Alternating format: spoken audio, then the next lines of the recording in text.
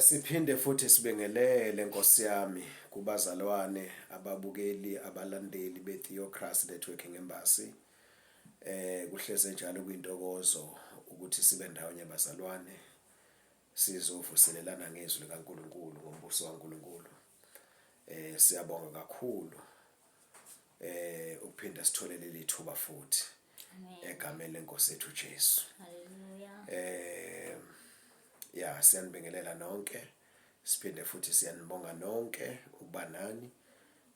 Nathi kuyasijabulisa kakhulu ukuthi bakhona abantu ke abawuzwa umyalezo weNkosi. Hallelujah. Namhlanje ke bazalwane sibuya nomunye umyalezo, sindawonye nodadewethu kodwa ke lokho kwambulwe kuye ilokho kwambulwe kimi. Ngenxa ukuthi usembulelwe naye uzobeka ngendlela uNkulunkulu amambulele ngayo. Njengoba sine Theocracy Networking Embassy nje, yikho ukuthi kuyalungiswa kulungiselelwa ibandla likaJesu Kristu libe lokho uNkulunkulu afuna ukuthi libe yikho. Le channel ke bazalwane ikhonela lokho ukuthi umyalezo uNkulunkulu asuke wambula ufinyelele kubantu bonke egameni likaJesu. Amen. Hallelujah. Dadewethu ke sekunikeza ithuba ke ubingelele ababukeli bonke ekhaya egameni likaJesu. Amen. Hallelujah. Ngiyabingelela abazalwane egameni lika Jesu Kristu waseNazaretha Inkosi yethu. Njengoba ziki ukuthi igama lami nguthandazile ngwakaMwelase. Bazalwane anganoma sengasho kunibaba ukuthi ngize ngomyalezo namhlanje. Yes. Ngizothula ke ngizodlulisa umyalezo engithunywe iNkosi yethu Jesu Kristu othe angudlulise bazalwane. Hallelujah. Amen. Amen. Yes. Kuthe ngomhla ka-20 June kuwona 2025 ngikhulekela njengenjwayelo iNkosi yasinginikeza umyalezo ke. Amen. Ngithi ubaba ufuna ukukhuluma. Ngase nginikezwa ke umyalezo okufanele ngudlulise ebantwini bonke. Hallelujah. Amen. Ngicela ukufunda ke ngoba ngubhale phansi ngizofunda nje unjengoba unjalo. Isithi isihloko umyalezo isimemo sombuso kaNkuluNkulu sikhishwa yiNkosi uJesu Kristu. Hallelujah. Amen. Ngomhla ka-20 ke ngikhuleka uyavela lo myalezo. Ithi iNkosi uJesu ikhipha isimemo sombuso kaNkuluNkulu kubantu bonke, izizwe zonke, izilimi zonke, imindeni yonke emagumbini amane omhlaba. Hallelujah. So ngithunyiwe ke ukuthi ngime entabeni. Hallelujah. Ngimemezeleke emagumbini amane omhlaba, kwizizwe zonke, kwizilimi zonke, kwimindeni yonke emagumbini amane omhlaba. Hallelujah. Isimemo seNkosi ke ithi iNkosi, we nina nonke enomila, kusho iNkosi bazalwane. Ithi we nina nonke enomileyo, wozani emanzini, nani eningenamali, wozani nithenge, nidle, wozani nithenge ngaphandle kwemali, yebo iwayini nobisi kungabizwa lutho. Hallelujah. Amen. Ithi iNkosi nichithelani imali kukho okungesiso isinkwa nenzuzo yenu kukho okunganelisiyo na. Hallelujah. Amen. Amen. Iphinde ithi futhi iNkosi, zanini kimi nina nonke enikhatheleyo nenisindwayo, mina ngizakuniphumuza. Amen. So lo myalezo iNkosi ethanguthu angumemezele ngimentabeni, ngumemezele ezizweni zonke, ezilimini zonke, emndenini yonke, kumagumbi amane omhlaba. Lona ke umyalezo uthumela kuwo wonke nje umuntu ophilayo wasemhlabeni ukuthi akeze embusweni weNkosi yethu Jesu, umbuso kaNkuluNkulu. INkosi uJesu ekhipha lesimemo isikhiphela ukuthi asiye embusweni kaBaba uNkulunkulu. Amen. Amen. Ayibongwe iNkosi. Hallelujah. Bese kuba nesesibili ke bazalwane, isimemo. Yes, lesi-ke isimemo singesabantwana bakaNkulunkulu ababizwa ngegama likaJesu. Haleluya. Ithi inkosi naso futhi ngisithola ngomhla ka-20 June 2025. Noma ke izikhathi zithe ukuhlukana kancane, kodwa kona ngithole ngesikhathi esodwa. Amen. Haleluya, ngosuku olodwa. Ithi inkosi isithi isihloko, ithi inkosi isimemo sokubuyela ekhaya kubo bonke ababizwa ngegama likaJesu. Haleluya. So isimema ke manje bonke ababizwa ngegama likaJesu. Ithi inkosi bonke ababizwa ngegama layo kodwa bengenzi intando yayo bayizifebe. Umbuzo uthi, haleluya. Bazalwane, kwashiwo njalo. Njengoba ngilisho nje leli gama lashiwo njalo gaxa.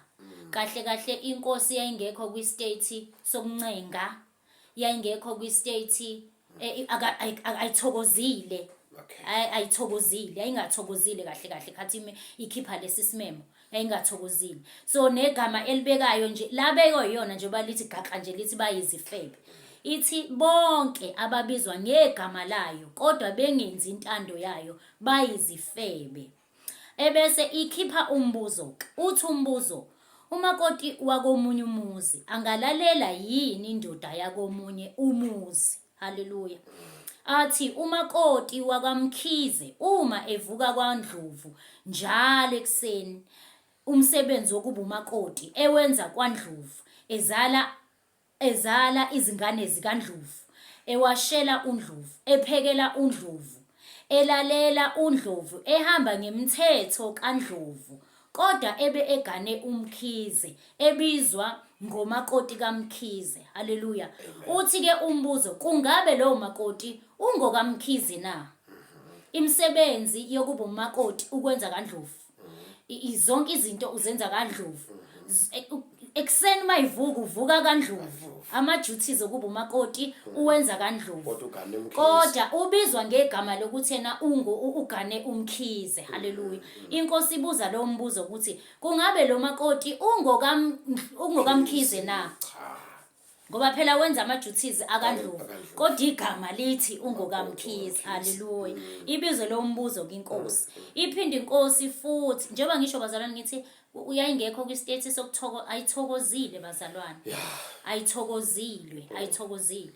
Iphinde inkosi ithi akekho ongakhonza amakhosi amabili, ngokuba uyakuzonda enye athande enye, noma abambelele kwenye adelele enye. Ithi inkosi singekhonze uNkulunkulu noMamona. Haleluya. Ngifunda njengoba injalo bazalwane. Iphinde futhi inkosi ithi labo ababizwa ngegama layo kodwa besebenzela uSathane ababona abayo ababuyele ekhaya, ngokuba akusibo bonke abashoyo kuyo ukuthi inkosi abayokungena embusweni wezulu, kuphela yilabo abenza intando kaBaba osezulwini. Haleluya. So as much as inkosi ingekho esimeni sokuthokoza, ithokozile, kodwa iyasimema ukuthi asibuyele ekhaya. Amen. Isho njalo ukuthi asibuyele ekhaya. Haleluya. Phinde inkosi futhi isho nakho ithi yabona ke lokhu ngangikuzwa kumina ngaphakathi, ingifila ipain inkosi eyifilayo, ngifila inhliziyo yayo. Ithi inkosi, ngiyayazi imisebenzi yakho ukuthi kawubandi kawushisi, sengathi ngabe uyabanda noma ushise. Ngakho ke njengalokhu uyisivivi, ungashisi ungabandi, ngiyakukuhlanza uphume emlonyeni wami. Haleluya. Isho njalo inkosi. Mesithi uma iningithanda niyakugcina imiyalo yami. Haleluya. Amen. Elagcina ngalo inkosi izwi yathi kuyisono bazalwane, kuyisono ukubizwa ngoKristu Jesu kodwa ubukhonza omunye uNkulunkulu. Haleluya. Siyayithola leyo myalo kwi-Old Testament, u-Exodus 20 baba. La kuthi ungabi nabanye uNkulunkulu ngaphandle kwakhe. So uma thina sizibiza ngoKristu Jesu kodwa sibe senza imiyalelo yomunye uNkulunkulu noma sikhonza omunye uNkulunkulu, sesiphumile emiyalelweni kaNkulunkulu. Kuyisono bazalwane, isho njalo inkosi yathi kuyisono ukubizwa ngegama layo kodwa ube ukhonza omunye uNkulunkulu. Haleluya. Amen. Amen.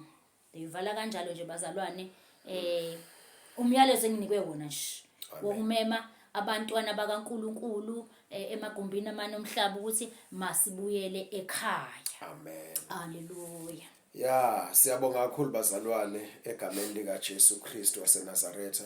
Haleluya. Umulalelo umyalezo bazalwane ombulwa inkosi uJesu Kristu kudadewethu. Izwi nje bazalwane. Abalazi izwi kaNkulunkulu izwi nje leli. Ya, siyambonga uNkulunkulu. Isimemo sinjalo. Amen. And inkosi isholo yona ukuthi abantu bayafeba, abantu bayaphinga. Ngoba babizwa ngabantwana bakaNkulunkulu, abumba umbuso kaNkulunkulu kodwa babhizi nemisebenzi kaSathane, nesystem yalelizwe nendlela kaSathane, ngamanye amazwi bawumakoti kaJesu Kristu omele umkhizi. Kodwa bavuka baphekela basebenzela uSathane omele ubani uNdlovu. Amen. Yabona inkosi isebenzele izibongo zombili. Amen. So umfazi kaMkhize ubizwa ngomkhizi, ushade nomkhize kodwa ulala uNdlovu, usebenzela uNdlovu, uphekela uNdlovu, ashela uNdlovu, yonke into uzalela uNdlovu ingane. Ulalela uNdlovu, hamba ngemthetho kaNdlovu. Amen. Lo muntu uyafeba, lo muntu uyaphinga. So icacile nje bazalwane umyalezo lo phuthumayo egameni lenkosi yethu Jesu. Bengithi ngifuna ukuthi ke ngifakazele ngezwi. Amen. Bayalazi abazalwane iSambulo chapter 5 from verse 9 and 10.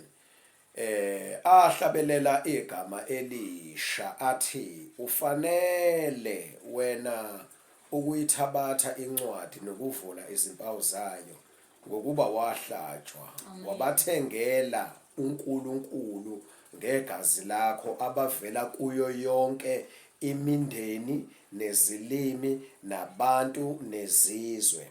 Verse 10, wabenza babe ngumbuso nabapristi kuNkulunkulu wethu babuse emhlabeni. Lesi simemo udadewethu asivezayo sithi siya kuyo yonke imindeni zonke izilimi bonke abantu. Into esezwini njengoba sifunda iSambulo chapter 5 verse 9 and 10 ukuthi uJesu Kristu ufuna ukusindisa abantu kuzo zonke indawo, wonke amagumbi amanye omhlaba. So ke umyalezo oqala lo wangithi. Owesibili, abantwana bakaNkulunkulu ababizwa ngegama lika Jesu Kristu ababuyele ekhaya, baphume kwaNdlovu umbuso kaSathane, oyintando kaSathane, oyimthetho kaSathane, oyisystem yalelizwe. Abaphume senizule bazalane kule channel ushunyela umbuso kaNkulunkulu, umbuso wasezulwini, kushunyela umntando kaNkulunkulu, ugcina umthetho kaNkulunkulu. Asikwazi ukukhonza amakhosi amabili, sikhonza uJesu Kristu noSathane. Asikwazi kuba sembusweni emibili esikhathi esisodwa, umbuso kaNkulunkulu nombuso kaSathane. So kumele sibuyele ekhaya ngokuphelele. Isimemo lesinkosi ethuma udadewethu, nami ngithumile nebathumele nabanye egameni lika Jesu. Amazwi okuvala nje sisi. Amen. Ngifisa ukugcizelela nje bazalwane unokucacisa kahle lapha kuNdlovu nomkhize ukuthi kahle umkhize ibandla lika uKristu Jesu, uNdlovu uSathane, umbuso kaSathane. Kahle imibuso emhlabeni mibili, kukhona umbuso kaNkulunkulu, uNkulunkulu ophilayo wadala amazulu nomhlaba. Haleluya. Bese kuzoba khona umbuso kaSathane. Haleluya. So ke bazalwane ngibuka la ukuthi ungumntwana kaKristu Jesu. Kodwa zinsuku zonke impilo yakho yonke nje kusukela ebuncaneni bakho uthe uphaphama nje kwathiwa iya esikoleni. Lesi sikole ukuyibuze nje ukuthi lesi sikole njengoba uyofunda nje kulesi sikole uyofunda intando kaNkulunkulu, uyofunda ngoKristu Jesu lapho. Uthi noma usumdala usumdala manje yonke impilo yakho seyingane ubuseklasini ufunda nje kodwa ubungafundi ngombuso kaNkuluNkulu ubungafundi futhi ngoKristu nangomthetho kaNkuluNkulu uphinde ke manje ususemsebenzini impilo yakho yonke uyichitha emsebenzini every day wena uvuka uya emsebenzini uyibuze njengomntwana kaKristu Jesu ukuthi enene njengoba uya emsebenzini ngabe uyosebenzela uKristu Jesu lo obizwa ngayo ngabe uyosebenzela yena yini ngabe lo mbuso oyosebenzela ungumbuso kaNkuluNkulu yini ngabe umbuso walesi sibongo obizwa ngaso yini walo Kristu Jesu obizwa ngaye ngabe uyosebenzela yena yini yes ngabe wenza umsebenzi wakhe yini omunye umbuzo ovukayo bazalwane ukuthi uNkulunkulu nje besilethela emhlabeni umuntu nomuntu umlethe enenjongo yakhe enecebo ngempilo yakhe yes njengoba ke wena mzalwane ngikhuluma ngemessage yesibili la uNkulunkulu ebiza abantwana bakhe ababizwa ngoKristu Jesu njengoba ke wena mntwana kaKristu Jesu kusukela umncane namanje usabhizi ujaha lemali ngoba phela ngesikhathi uvuka uyosebenza uyofuna imali and uJesu ukubeke kwacaca kuMateyu bani la ethi khona awunakhonza uNkulunkulu noMamona Matthew 6 verse 24 yes Matthew 6 verse 24 ukubeka kucace ukuthi uMamona lo ungombuso kaSathane lo mamona thina esimjahayo la emhlabeni kahle kahle sesiphethwe yiwona lo mamona ngesikhathi uvuka izinsuku zonke uya emsebenzini wena ufuna le mali izibuza ukuthi le mali ingombuso kaNkuluNkulu yini ingeka Kristu Jesu le mali oyijahayo nokuthi uzibuza ukuthi njengoba wena usu dedicated kangaka kulomsebenzi osebenzayo ujaha le mali awukhonzini le mali bazalwane yes awukhonzini le mali ngoba phela wena ungene nangama weekend nangama holiday udedicated yes udedicated impilo yakho yonke uyichitha ngokujaha le mali uyichitha emsebenzini yes konke energy yakho konke uchitha kule ukucabangeni le mali ukuthi fanele ngithola imali ukuze ngithenga ukuthi nokuthi fanele ngiye emsebenzini angifuni ukubaphoxa emsebenzini angifuna kwazi ukuthi nje mina angilovi mase uzibuza ukuthi ngalokho iyona yiphi inkosi oyikhonzayo iyona yiphi inkosi oyithobelayo wena njengoba nje kwesinye isikhathi sengikhuluma ke ngalabazalwana abangakadeli konke abasaya enkonzweni uthola ukuthi ngeyikhathi ezithize enyangeni uyaziwa nje wena ukuthi awukho enkonzweni ngoba uyasebenza into esejwayelekile ukuthi usibani banje ngama date athize akekho enkonzweni uyasebenza okusho ukuthi ucompromise yes for uSathane for umsebenzi wakhe kahle into ebalekile kuyena yilo msebenzi wakhe kunoNkulunkulu uya kuNkulunkulu only if elitholile ithuba kusho ukuthi uNkulunkulu uza yes uza kamumva ipriority yakhe ulo msebenzi wakhe mase uyabuza ukuthi lo msebenzi wakho ngombuso kaNkulunkulu na lo msebenzi lenkosi oyithobela ngoba angithi lishilizi lathi awunakuthobela amakhosi amabili ngokwenza lokho ukuthi uncamela ukulova esontweni uye enkonzo emsebenzini kuyacaca ukuthi iyona iphi inkosi oyithobelayo la yes zibuze lokho nje mzalwane mntwana kaNkulunkulu obuzwa ngoKristu Jesu zibuze lokho omunye umbuzo wokugcina uNkulunkulu ake wangichazelela ngawo nje ukuthi uma ke usuwenza for impilo yakho yonke usichitha emsebenzini uchithile esikoleni waphinde wachitha emsebenzini icebo likaNkulunkulu akudalele lona ke yes uzolifeza nini mzalwane mntwana kaNkulunkulu ngokusenza into ofundiswe mntwana kaKristu Jesu uzolifeza nini uKristu Jesu ke lo ozibiza ngayo yena umsebenzela nini lokho okungokwakho odalelwe kona emhlabeni uzokwenza nini ngithi nje sibuze lokho mntwana kaNkulunkulu dadewethu namfowethu nginalokho nje ukuthi uzibuze lokho haleluya Matthew chapter 6 verse 24 akakho ongakhonza amakhosi amabili Amen. ngokuba uyakuzonda enye athande enye noma abambelele kwenye adelele enye. Hallelujah. Ningekhonze uNkulunkulu nomamona. Luke chapter 16 verse 13. Akukho nceku engakhonza amakhosi amabili, ngokuba kokunye iyakuzonda enye ithande enye noma ibambelele kwenye iyeyise enye. Ningeze nakhonza uNkulunkulu nomamona. AbaFarisi ababethanda imali bakuzwa konke lokho bamklolodela. Wayesethi kubo, nina ningabazishaya abalungileyo emehlweni abantu, kepha uNkulunkulu uyazazi izinhliziyo zenu, ngokuba lokho okuphakemeyo phakathi kwabantu kuyisinengiso emehlweni kaNkulunkulu. 1 Timothy chapter 6. 1 Timothy chapter 6 from verse 9 no 10. Kepha abafuna ukuceba bayela ekulingweni nasesihibeni nasezinkanukweni eziningi zobuwula ezilimazayo, ezishonisa abantu ekufeni nasekubhujisweni. Verse 10. Ngokuba ukuthanda imali kuyimpande yakho konke okubi, abanye ngokuyifisa badukelwa ukukholwa, bazigwaza ngeminjunju eminingi. Hallelujah. Sesingavala sisi. Hallelujah. Hayi bonke inkosi. Amen. Hayi bazalwane, injalo nje. Ngikushiya ngombuzo nami inkosi ewulethile ukuthi ke dadewethu mfowethu, njengoba ke ubhizi kangaka, ubhizi impilo yakho yonke, kodwa akuzibuza ukuthi awubanjiwe yini isitha na la ukhona.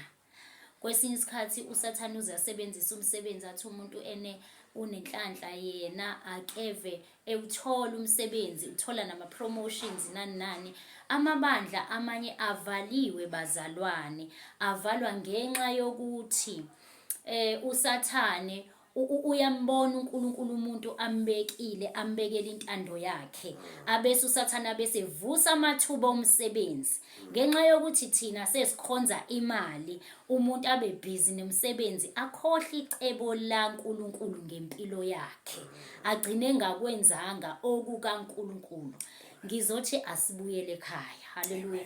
Ngizothi ake sivula amehlo kamoya nezindlebe ezikamoya, simfisa uNkulunkulu asicacisele okuyicebo lakhe ngezimpilo zethu, siphume ekusebenzeleni usathane kodwa sibe sibizwa ngoKristu Jesu inkosi yethu. Haleluya. Amen. Amen. Abafisa ukuzwa ke impendulo beyibuza imibuzo ethile bengakuthola yiphi inombolo? Bangangithola ku WhatsApp na ku phone futhi ngiyafoneleka u-0833 289292. Okay. 0833 28 9292. 9292. Haleluya. Sisithandazile Mwelase. Siyabonga kakhulu dadewethu egameni lenkosi uJesu. Ngicabanga ukuthi sesifikile emaphethelweni. Yebo siqedile. Alright ukuthi konke kudluliseke kahle. Haleluya. Bazalwane siyabonga kakhulu ke umyalezo lona ophuthumayo udadewethu uNkulunkulu amhluphile kakhulu ngawo. So ke singajabula kakhulu ukuthi uthandazele. Amen. Uthandaze nje unikeze ithuba ngisho ngasilukudla uyibuze inkosi. Izokusiza kakhulu naye kwambulele. Sidela konke kwalelizwe bazalwane, siyaphuma kuma systems alelizwe. Akekho umuntu ophoqwayo, umbuso kaNkulunkulu akuphoqwa umuntu, kodwa uthando lolu umusa nje kaNkulunkulu, uthi uNkulunkulu akhulume kanje ensukwini zokugcina. Nawe uyezwa kunembeza wakho. Amen. Siyabonga kakhulu ke balaleli, Nkosi yami sisibusise egameni likaJesu. Amen. Haleluya.